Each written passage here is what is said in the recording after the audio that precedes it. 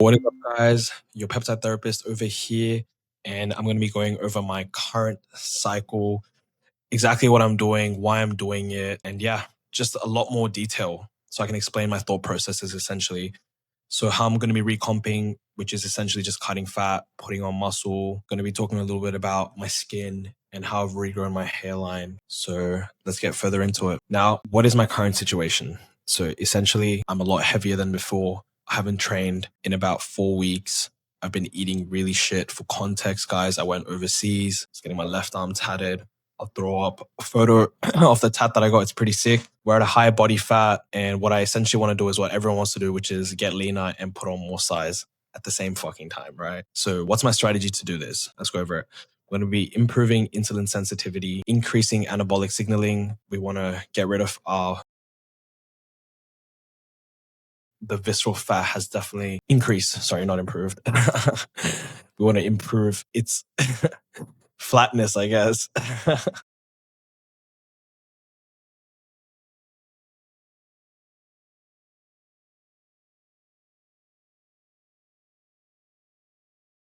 Right before I went overseas, this is kind of where I peaked, maybe a little bit leaner than this. And we kind of want to blow this out of the water, essentially. I want to be looking even better than I was here. So let's go over the cycle. We're going to have to start off with testosterone and ente. So why am I running Test E? It's a long ester. I actually do pin this twice a week, even though you can get away with pinning it just once a week. Why do I pin it twice a week? Well, just to have stable blood levels. You could pin testosterone and ente daily if you wanted. You don't have to run short esters to pin daily. You can run a long ester and still be pinning daily. It doesn't matter. I would actually recommend for people to be running longer esters, especially if they're starting off. If you don't pin on time with a long ester, for example, you forget to pin a day, it's fine. You're not fucked. Or if you just want to pin once a week, you're also fine. You can't do that with short esters. Short esters are for advanced PED users.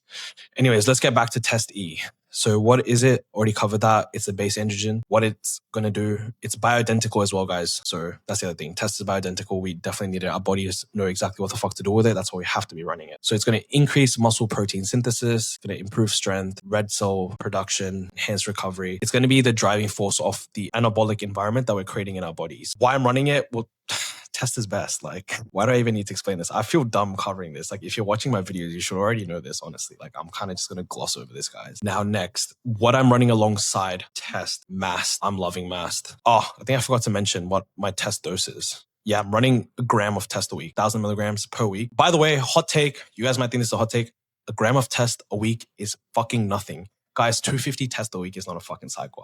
I promise you, that's like genuinely TRT levels. I'm going to get flamed for this. Unless you've actually ran PEDs, you might not know this, but a gram of Test is honestly fuck all. Unless you're like a hyper responder to Test, it's really not that much. I promise you. I have a mate who just started his first cycle. He's on 400 prop a week, 400 milligrams of prop a week. You know what he said to me? He said, I feel nothing.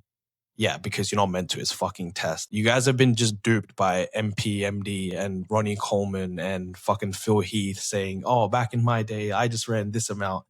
And like, no, they're lying to you. If you don't believe me, go run 250 Tests a week and you're not going to look much more different. Like, you're just not. Yes, now back to Mast. I'm running 800 milligrams of Mast a week. I've only just started running Mast. Like, Mast is a very new compound that I've introduced into my body. I ran it right before I left. I've just restarted it.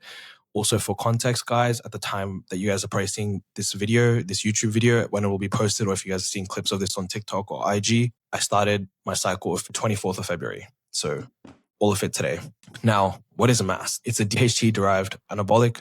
So it's just another form of Test. I think if you change the chemical structure slightly of testosterone, then you're going to get Mast. What Mast does? Mast essentially just helps you put on muscle and you just look hard as fuck. So it's sick for aesthetics. You're going to get the veins. Your confidence is going to improve. So you guys might not know this, but DHT, this is why testosterone improves confidence so much. Masteron also does this. You feel really good on Mast just from a feeling standpoint. That's also another reason why I like Mast. Unfortunately, Mast does nuke your hairline.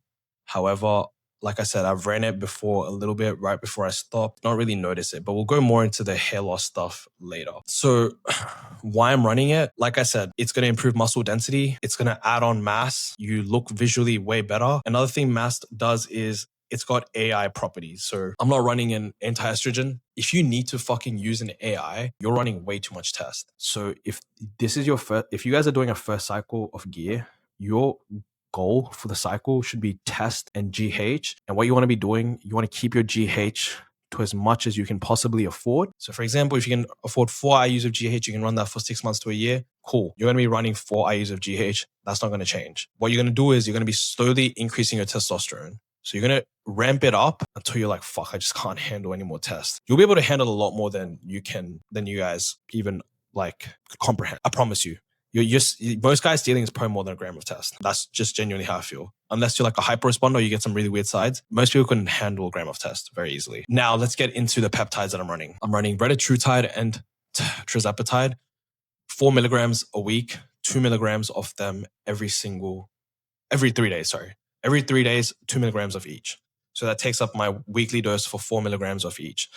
Why am I running them? Now, they're going to reduce my appetite. They're going to increase my insulin sensitivity. So if you guys remember the goals at the start, this is how we're doing that to recomp our bodies. It's going to mobilize fat, by increasing fat oxidation. It's going to make us more insulin sensitive. So, better glucose control, visceral fat targeting. Why am I running both? That's what you guys really want to know. Well, retatrutide is a triple GLP-1 agonist. So that means it's actually not the strongest appetite suppressant out there. Tirzepatide is actually the strongest appetite suppressant. So running these two together at a low dose rather than just blasting reta is going to be really good for someone like myself who really struggles with food noise. I'm going to throw up a photo somewhere over here. I just grew up a really fat kid.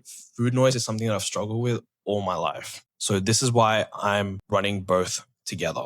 Now, when it comes to the GH side of things, I'm running HGH and tesamorelin. HGH, I'm running 12 IUs daily. Tesamorelin, I'm running 1 milligram daily. You guys are going to kind of laugh at this. Why am I running tesamorelin? I had like 50 milligrams of tesamorelin just lying around. So I was just like, fuck it. I'm going to just run 1 milligram a day. It's totally not needed. I'm just running it because I feel like it. But the HGH is a game changer. Now, what are they? Like, let's go over what they are. It's going to be your GH pathway. So in this cycle, it's how we're targeting the growth hormone pathway to achieve growth through that pathway, essentially. Now, tesamorelin is a GHRH. It's a growth hormone releasing hormone, and GH is just fucking GH. Why I'm running both, I already explained that. However, essentially what they're going to do now, GH does some like really cool things, guys. Once you guys really start looking into GH, I don't know if I'm able to throw up a study somewhere here, but GH just makes everything else you're running that much more efficient. So it's going to increase IGF-1, it's going to improve recovery, enhance lipolysis, which is just fancy way of saying it's going to like get rid of your fat. It's going to target visceral fat, improve skin quality. It's going to improve your fucking sleep. Oh, bro, I would take GH just for the sleep. It's going to make me sound so old. It's going to make me sound so but GH for sleep, insane. Like you sleep like you're in the womb again. It's crazy. Anyways, now let's get over to hair and cosmetic support. I'm running ghkcu and ahkcu. Why am I running these two? Well, if you're running PEDs, even if you're not prone to hair loss, you should probably be running ahkcu. And that's because it's going to be a mild DHT blocker. It's an indirect DHT blocker. I'm also going to throw up, if you guys are really curious about hair loss, I'm not going to go over it in this video, but I will throw up a screenshot of a free ebook I've created that goes over everything you possibly need to know about hair loss right up to hair transplants. Now, like I said, hair loss is caused by DHT. That's how male pattern baldness is caused, through DHT. So HKCU is a mild DHT blocker. Like I said, I looked at my dad. If you guys want to know if you have bad hair genetics or not, look at your dad, look at your granddad, look at your mom's dad, and your granddad on your mom's side. Now, I have pretty good hair genetics. My dad's 30 years older than me. He's 55. No hair loss at all. So I rolled the dice. I was like, fuck it. Don't need finasteride, anything like that. Ever since I've been running AHKCU, guys, my hair has actually regrown while I'm running the most gear I've ever ran in my life. So that's just me personally. It's not going to be a one shoe fits all for everyone. However, this is what I'm doing to mitigate baldness and keep my skin looking young and healthy, because a lot of people talk about, oh, you look older on gear and stuff. Like I've been told like I'm looking so much better now. Before I was adding in the GH and the AHKCU and GHKCU. So yeah, again, why do you want to run them two together? AHKCU is essentially going to keep your hair follicles open. GHKCU is going to stimulate blood flow to your scalp to then regrow your hair. I'm going to throw up a before of me somewhere on the screen. I'm going to throw up an after of me, and you guys can also just see my hair density has gotten so much better. Now, again, this is going to tie back when we come full circle of life movement. And I just want to talk about this concept of synergy. So why wouldn't you just blast one compound? So unless it's your first cycle, and even if it is your first cycle, I would definitely recommend running test and GH. I would not recommend a test only cycle. Test and GH would be perfect. They're both bioidentical. Your body knows exactly what the fuck to do with it. You're attacking growth in two pathways rather than just blasting one. Yes, I said you want to see what your test ceiling is, but that also doesn't mean that I want you blasting 2 grams of test when you could get the same amount of growth from running maybe a gram of test and 4 IUs of GH, and you're sleeping better, you're recomping better, you're able to eat more calories. So that's essentially where I'm coming at it from. Pause the video, just read this because I don't really want to go over this too much in depth. I feel like I've already covered it in the previous slides if you guys want to read this. Now, this is a before and after. So this on the left is what I was looking like right before I flew out to India, guys. On the right, this is what I'm looking like as of today, as of starting my cycle. So you guys can see the difference. A month of no training, staying natty,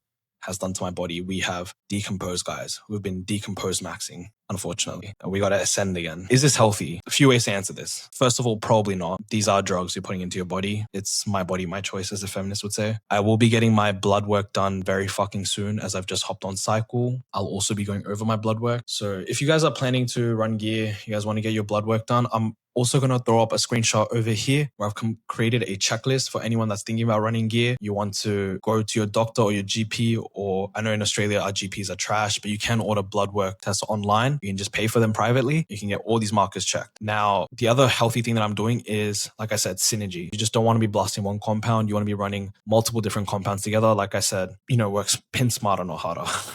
Anyways, guys, I hope you guys enjoyed the video. This is my first YouTube video, so please let me know what I can do better, what more videos you want to see in the future. I'm trying to get into long form so I can sort of flesh out my ideas for you better. But yeah, that's kind of my current stack and cycle explain and my first YouTube video on this stuff. Now, if you guys want to get direct access to me, you guys want to support me, head over to my link tree and then grab my peptide cheat sheet. When you guys do this, you guys will join my private community, which is the Peptide Lounge. You guys will have direct access to me. You guys will be able to see all the free resources that I mentioned before. So the peptide handbook, you're going to have a growth hormone handbook here as well. The hair loss blueprint, if you guys are really worried about your hair, I cover everything in there. What do you guys need to know about finasteride, dutasteride, all of those. You guys will also join a community of like-minded people. You guys will also be able to place your orders here. So I know no one really talks about where to get gear from and stuff, but I got you guys sorted. So complete price list, all trusted, Australia-wide shipping, worldwide shipping, whatever the fuck you guys need. I got you guys covered. Anyways, guys, that's it for this video. Your peptide therapist out.